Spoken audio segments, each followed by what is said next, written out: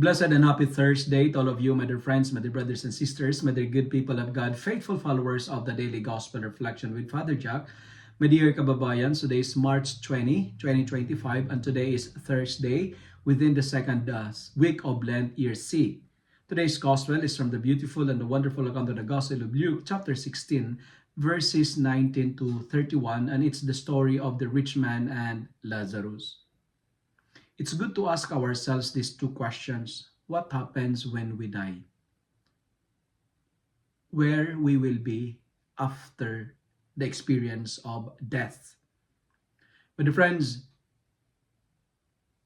the story of the rich man and Lazarus in today's gospel, it teaches us that the gospel describes Lazarus as being forgotten by people, cared for only by dogs. This is a terrible human experience, when animals are better than human beings. Today's gospel is a warning because if we are cruel and mistreating the poor people around us, we will end up a life of many regrets. My dear friends, we are challenged today that when we meet the poor, the less fortunate, the needy, the orphans, they are the Lazarus of our community. It means God is giving us the chance to enter the kingdom of heaven. Every poor, every encounter with the poor is an opportunity to unlock the gates of heaven. Because our eternal destiny depends on how we take care of the less fortunate in our community. We prepare our future dwelling place, by the charity we made to the less fortunate. But friends, charity is not about pity, but it's all about love. And that's the first point that I would like to share with you today. Second point is this. We are reminded today that money cannot buy heaven. Money cannot save us. Money without active mercy for the poor is a great wickedness. I say it again. Money without active charity for the poor is great wickedness. Without a rich heart, wealth is an ugly beggar. But friends, if we close our wallet to the poor, the gate of heaven becomes narrow for us as well. It is not sin to be rich, but when you have much, meaning to say, God is also giving you the chance to share what you have to the less fortunate. I remember St. John Chrysostom once said, telling the priests, if you do not find Christ in the beggar of the church door, neither will you find him in the chalice. But the friends, the brothers and sisters, let us be charitable to the less fortunate. Let us be charitable and compassionate to the Lazarus around us.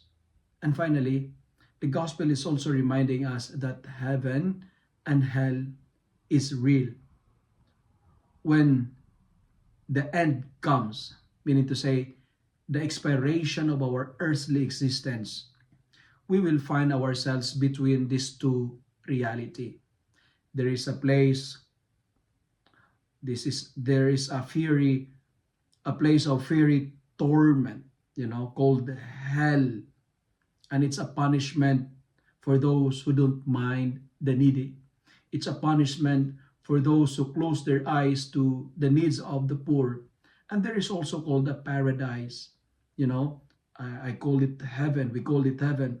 And it is a reward for those who listen to God's command to be mindful of the many Lazarus around us. Every charitable acts offered to the poor, creating a stairway towards heaven. When we die, we bring nothing up there. And this is not to scare us, but to warn us that heaven is real and hell is real as well. It's not a guarantee, and this is the final point that I would like to share to you, I mean the conclusion, it is not a guarantee that you are poor, you will be saved. And it is not also an assurance that when you are rich, you will go to hell. No, that's not the point of the gospel. The point is this: the way we treat, the way we treat others determines our eternal destiny. There are so many Lazarus around us. So, let us not ignore them. By the way, the name Lazarus means God is my help. My friends, my brothers and sisters, let us open our eyes, our hearts, and also our pockets and wallets to the Lazarus around us. Because when we encounter the Lazarus, meaning to say, God is also giving us the chance and opportunity to enter the kingdom of heaven. If you love and like this reflection, kindly share it with your friends, share it with your family, make the word of God viral so that many will be blessed. Amen.